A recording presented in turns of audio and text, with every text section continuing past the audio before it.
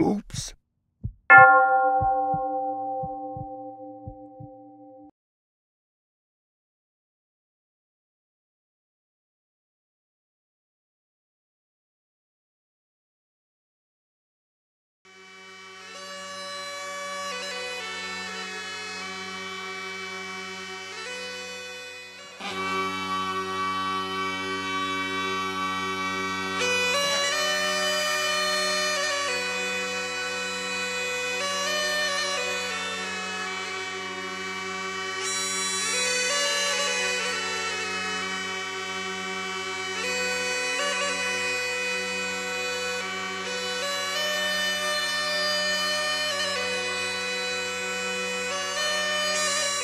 Kalbiname Kalvystės muziejaus įkūrėją Dionizą Varkalių.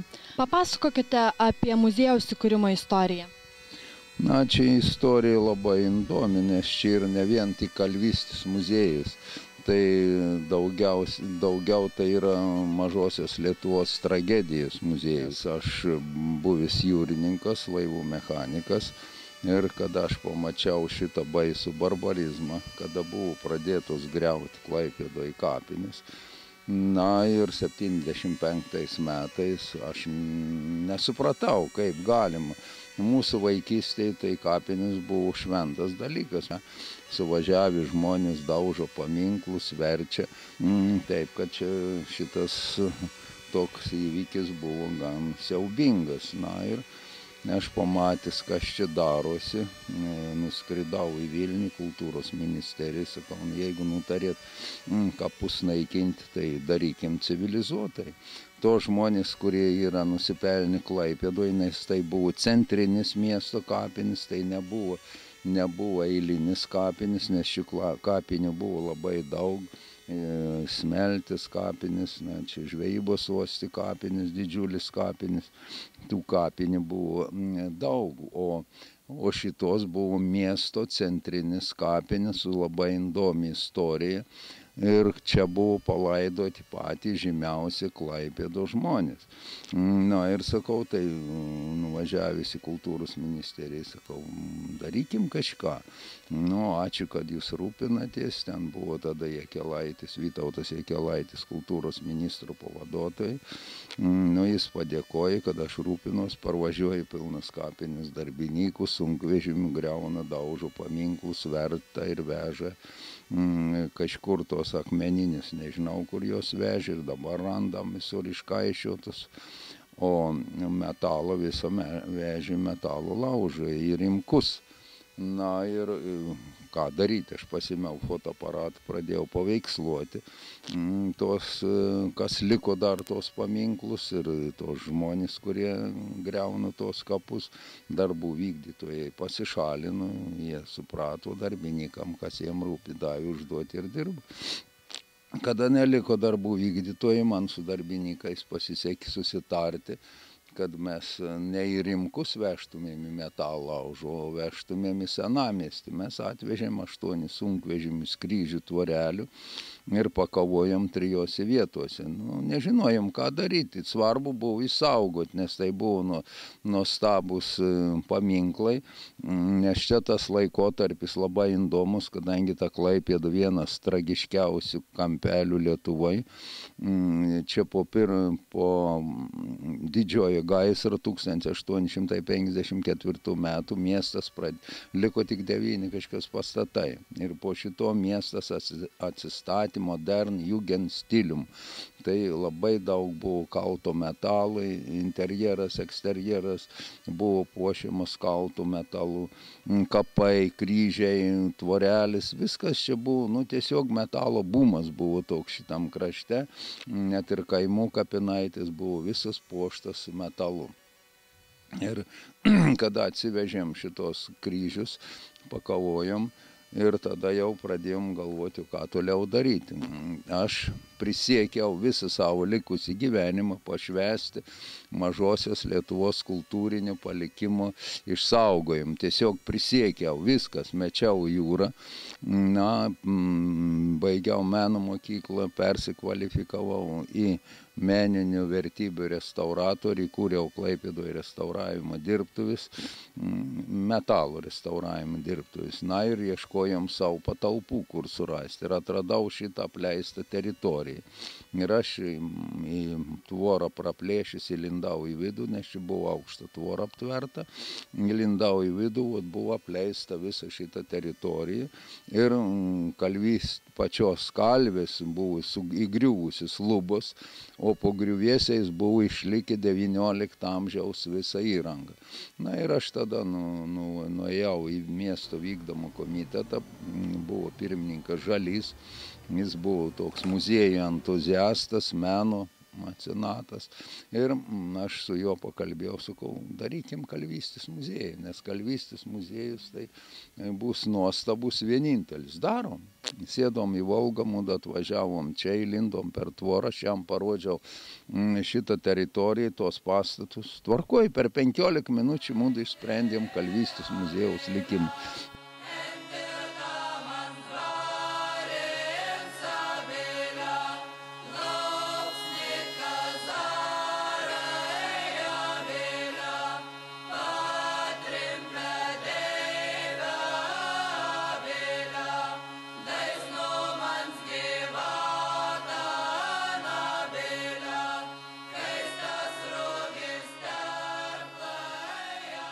Pažiūrėkim į mažąją Prūsų Lietuvą, mes čia matom, ką kryžiai, jie skiriasi kaip diena ir naktis, nors laikotarpis tas pats, 19 amžius.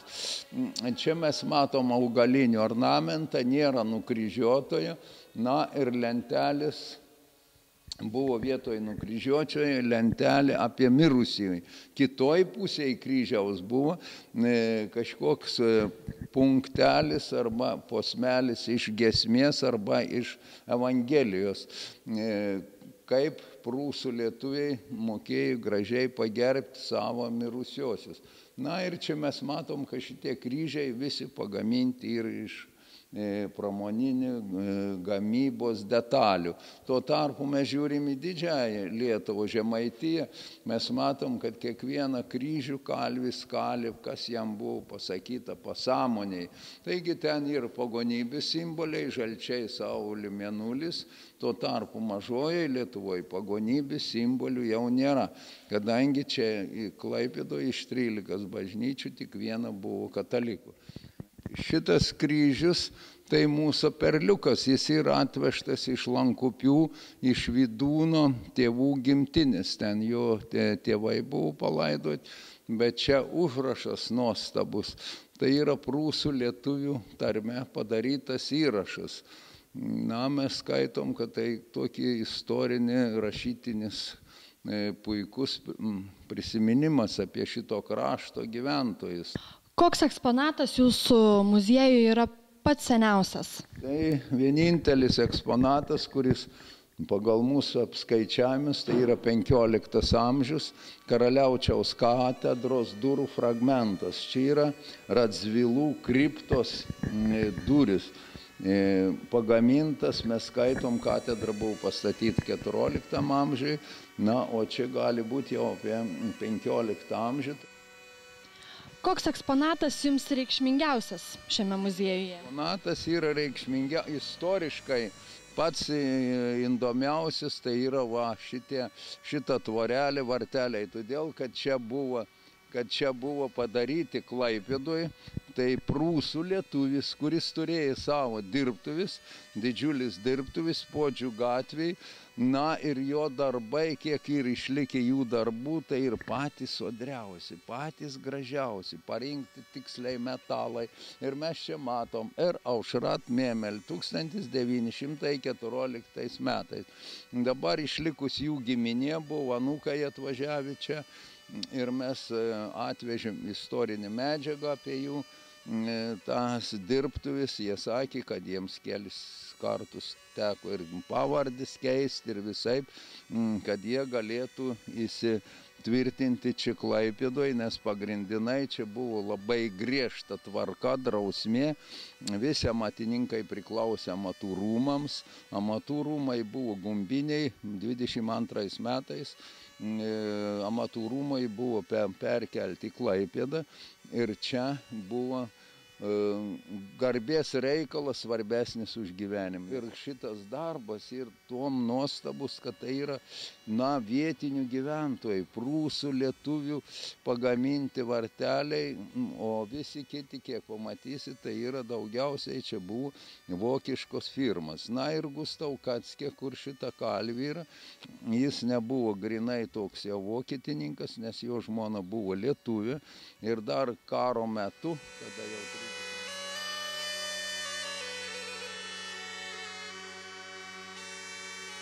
Norėčiau sužinoti, kas tai per eksponatas, jis labai įdomiai atrodo.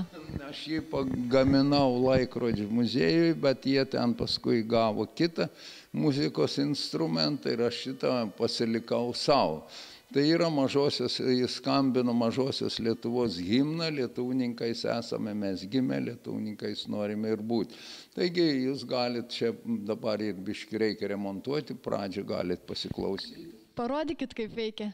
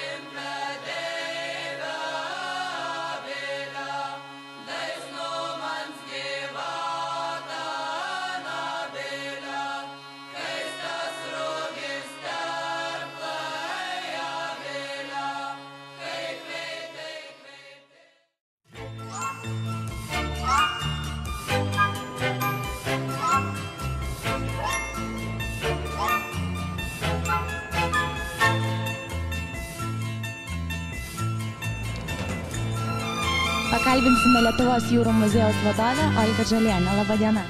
Labą dieną. Nuo muziejaus įkūrimo praėjo ne vienas dešimtmetis. Norėjau paklausti, gal galėtumėte papasakoti apie pačią muziejaus įkūrimo idėją? Klaipėda yra uostamiestis ir Lietuva nuo senų laikų vis dėlto veržėsi prie jūros ir visada norėjo būti jūroje, turėti savo laivyną, turėti savo uostą. Ir jūriniai valstybei pridera turėti jūrų muziejų. Manto gatvėje 75 metais atsidarė Klaipėdos kraštotyros muziejaus skyrius, jūrinis skyrius.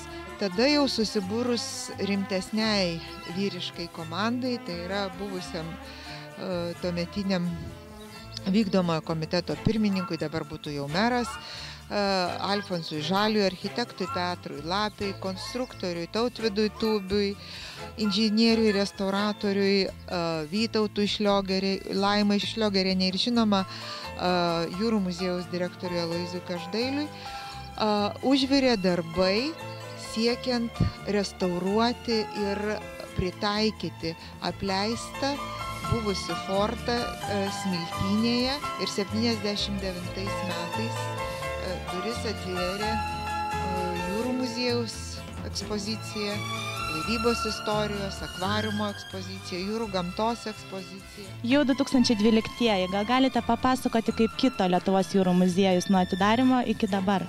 Tik atsidarius jūrų muziejui, lankytojai pamatė pingvinus, pamatė ruonius, atsirado naujų laivybos ekspozicijų salių.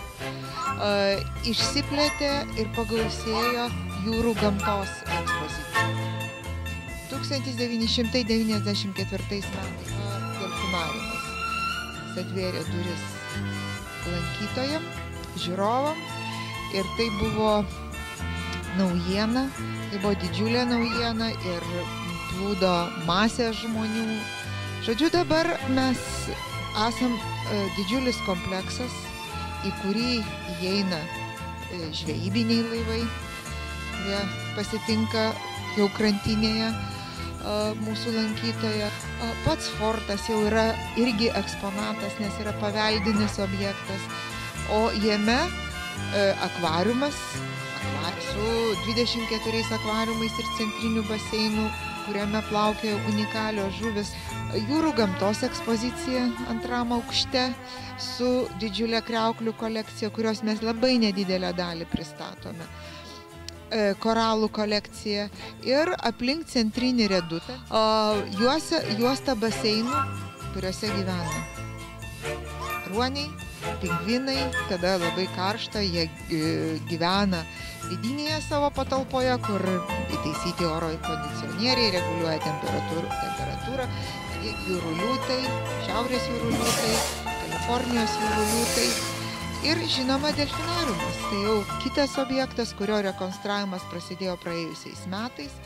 Ir tai didžiulis darbas, labai svarbus mum objektas ir turistinės traukos taškas visam šitam vakarų Lietuvos regionui. Didžiausias iš eksponatų yra vidutinis žvejybinis traleris. Turint galvoje ir mažai žvejybinį tralerį, plieninį tralbotą ir kurėną, kuris po stogine irgi puošia pakelę į jūrų muziejų, tai yra anksčiau plaukioję laivai. Visi jie yra originalūs, tikri eksponatai, kuriais dabar niekas nebeplaukia. Aišku, jūrų muziejus dar turi plaukiojantį vieną kurėną, kur kiekvienais metais, kiekvieną vasarą mes keliaujame po Kuršių marias. Kita dalis – etnografinė pajūrio žvejo sodyba, kuri susideda iš pagrindinės trobos, klėtės, pirties, rūsio ir rūkyklos. Čia jau lankytojas gali susipažinti su buitimi, su įrankiais, kokiais dirbo žvejas gyvenęs šitoj sodyboje, su jo aplinka, tiesiog pajausti irgi dvasią to XIX amžiaus pradžios vidurio žvejo, kuris gyveno šioje sodyboje. Toliau akvariumas. Akvariume mes rodome Lietuvos vidaus vandenų žuvis.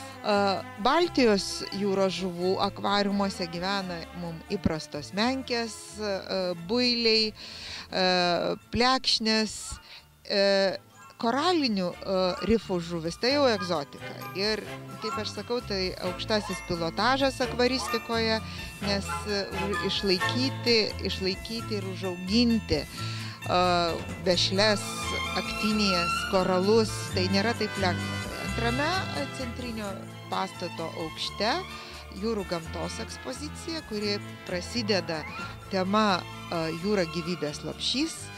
Ir bandom tiesiog pasakoti istoriją, kaip jūroje gyvūnai vystėsi, iš kur jie atsirado. Laivybos istorijos ekspozicija yra išsidėsčiusi 4 salėse esančiose po pilimais, po apsauginiais pilimais. Ir taip pat ant aikštelės, ant pylimo aikštelėse inkarų ekspozicija ir dar 3 nedidelės patalpos skirtos inkarų kalyklai parodyti, kaip tai buvo daroma. Ir antroje salėje pasakojama visa Lietuvos laivybos istorija. Ir dabar labai orientuojamės mes į tai, kad atėjęs lankytojas galėtų ne tik tai pamatyti, bet galėtų ir išgirsti, ir paliesti, ir užuosti, kad visi pojūčiai, mūsų pažinimui pajungti pojūčiai būtų išnaudoti mūsų ekspozicijose. Labai dėkoju Jums už įdomią informaciją ir aš net neabejoju, jog ir šią vasarą jūrų muziejus ir delfinariumas bus rekonstruotas, sulauks labai daug lankytojų. Ačiū Jums.